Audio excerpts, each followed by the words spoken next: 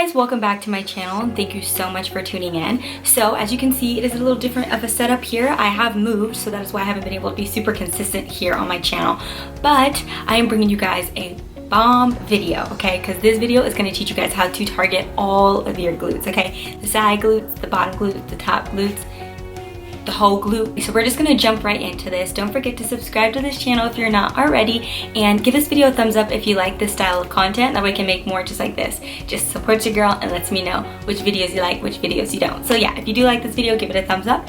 And without further ado, if you would like to see the workouts and me explain them here, then just keep on watching. Alright guys, so for this first workout, it is literally life-changing. If you're anything like me and you absolutely hate squats, yes, I hate squats. I don't know, I've never really vibed with squats like that. I did them a lot in the beginning of my fitness journey or my weight training journey. I would do squats a whole lot. We all know that was like the booty builder. So I always felt that I felt my squats in my quads, and it wasn't my form. I've had my form corrected, I've switched things, but when I just switched this one thing, literally changed my squats forever, and I thoroughly enjoy squats. Not only that, I feel them in my glutes and hamstrings so much more. Probably like, okay Mandy, get to the point. What is it? It's just elevating your heels. So I don't know why I never did this before. I just thought elevating my heels would obviously make me lean forward and would put more pressure on my quads, which is what I don't want to do. So I always steered away from that. However, when I was doing research for this video, I stumbled across that and I was like, well, let me give that a try. So all I did was place a plate under my heels. It wasn't too much. It's like maybe an inch of an elevation. I didn't widen my stance much more. I did point my feet a little outwards. And when I hit that first squat, y'all, and I sat back, I came up and I felt all the weight being lifted with my hamstrings and glutes. I was like, yes, this is it. This is what we want. This is what we want. Honestly, if you guys have never tried squats like this and you struggle with the same thing, you feel extra pressure on your knees, you feel your quads take over, whatever it is for you, if you don't, great, but still give this a try, because I feel for some reason, I don't really know the technicalities of it, but all I know is that it's much more comfortable for me. I don't feel the extra pressure on my knees. It takes the pressure off my knees. And honestly guys, if you take anything from this video, I would just try those, because it's just one simple little thing that you change and it makes the world of a difference. On to our next workout.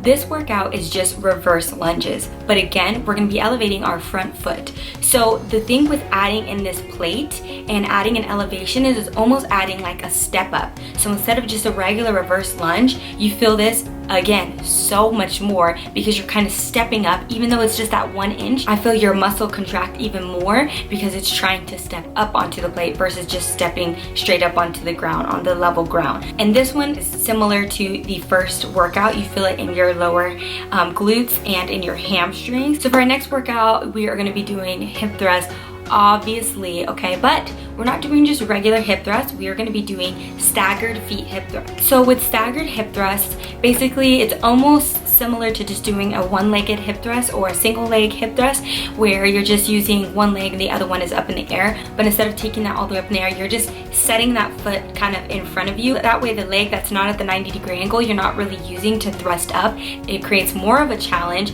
and it just targets your glutes all around. Now this workout, I feel, is probably the #1 workout for your glutes. Hip thrust, single leg hip thrust, banded hip thrust, banded staggered hip thrust, whatever hip thrust, you're going to feel that all. So if you're not doing hip thrusts, you need to be on those. Obviously you hear it all the time, hip thrust #1 glute builder, because it really is, and you feel it. I promise you, if you include different variations of hip thrust, you are going to be targeting your main part of your glutes, which is the gluteus maximus, and you will see results if you're consistent with that and your diet.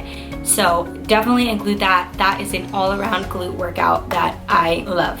So the next workouts we're going to be doing is on the cable machine, and we are going to be doing side abductions and also cable kickbacks. So if you don't have an ankle strap I show in this video, you can just use one of those, I don't know what it's called, but they have them at most gyms, and just put it around your foot and use it that. I don't I don't have an ankle strap at the moment, and that's what I use, and it works perfectly fine.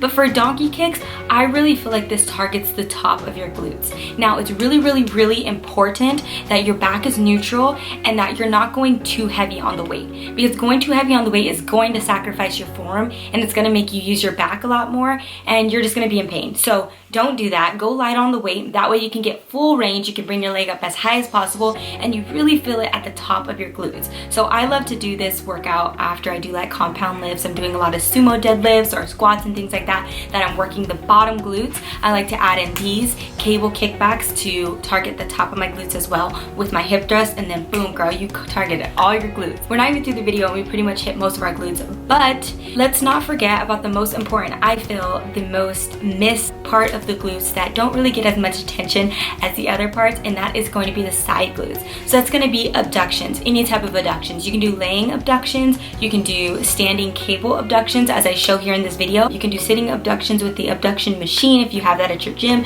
If you don't, you can just simply take a resistance band and do abductions on the end of a bench.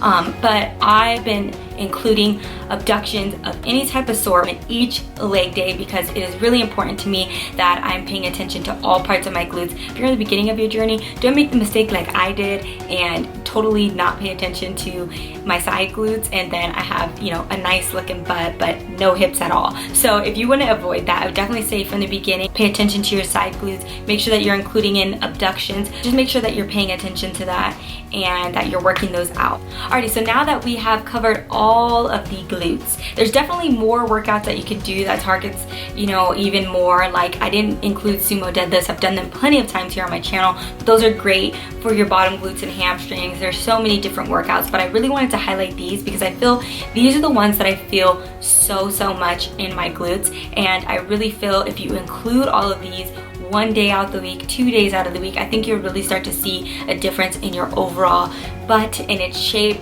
And this is of course being consistent with it, progressively overloading it with your diet as well. So I want to make it a point that, you know, I make these videos and I may be talking about just nutrition in one, I may be talking about working out in one, but they go hand in hand. So just make sure if you're putting in this time in the gym, you're putting in this work, make sure you're consistent with the nutrition as well, because I'm going to tell you, you're going to be so frustrated. You're going to be like, this is not working, it's just not real, I can't build my glutes, I can't build this body that I want, because you're only doing half. You need to do both.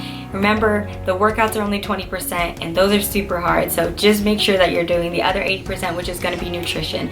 I can't stress that enough. So which leads me into my next video. I'm actually doing a what I eat in a day. It's going to be really realistic, nothing planned, just show you guys how I casually track my calories. If you don't know, I am in a caloric surplus, which just means I'm eating more calories than I burn in a day so I can build muscle. Alrighty, so thank you guys so much for watching. I really appreciate all of you guys. Thank you guys so much for your support, and I will see you guys in my next episode. Bye!